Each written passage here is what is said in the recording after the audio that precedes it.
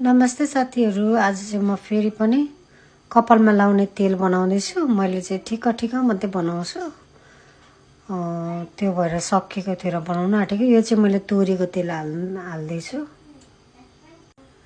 तेल चाहिँ ठिक्क तातेपछि चाहिँ मेथी हालेँ मैले।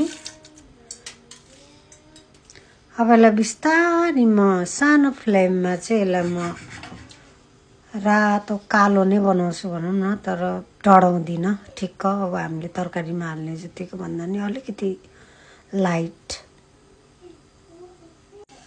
आगोको फ्लेम चाहिँ यो मिडियम टु लो छ। अनि यतिको रातो रातो भइसकेपछि मैले कलन्जी हालेँ, कालो जिरा। कलन्जी भन्छु मान्छे, अब तपाईँहरू के भन्नुहुन्छ।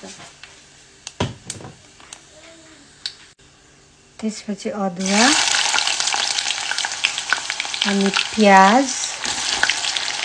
अब यसलाई लो फ्लेममा नै भनौँ न, लो फ्लेममा चाहिँ एकदमै रातो हुने गरी बनाउने बिस्तारै।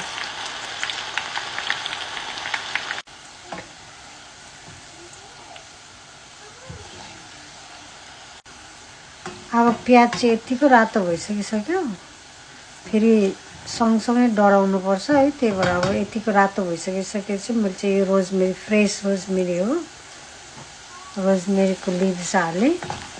अब यसलाई पनि बिस्तारै पकाउनुपर्छ। अनि सँगसँगै करी पत्ता पनि हाल्दैछु। अब यसलाई चाहिँ सानो आगोमा यिनीहरूलाई सबैलाई रातो मात्रै बनाउँछु म, रातो होइन, अब अलिअलि ब्राउनिस बनाउँछु। तर डराउने चाहिँ एउटा पनि होइन, त्यो कालो बनाउने चाहिँ होइन। ठिक्क रातो त्यो बिरयानीमा हाल्ने प्याज हुन्छ नि, त्यस्तै बनाउँछु म, त्यति नै।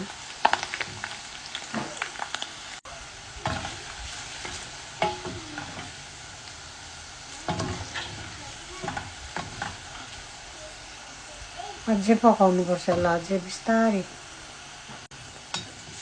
यतिको भयो, अब भयो यो। म तार्छु यसलाई, के पनि डढेको छैन, रातो मात्रै भएको छ। अब मेथी र पनि अब त्यो त कालै भएको छ, तर पनि डढेको छैन मेथीहरू पनि। हेर्नु त यतिको बनाउनुपर्छ है।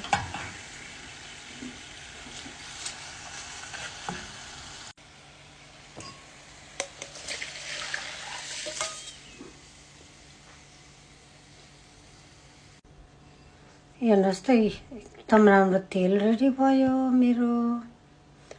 अब यो चाहिँ नुहाउनुभन्दा अगाडि मजाले मसाज गरेर आधी घन्टा 1 घन्टा जति राखेपछि अनि नुहाउनु होला, एकदम राम्रो हुन्छ कपाल। Thank you.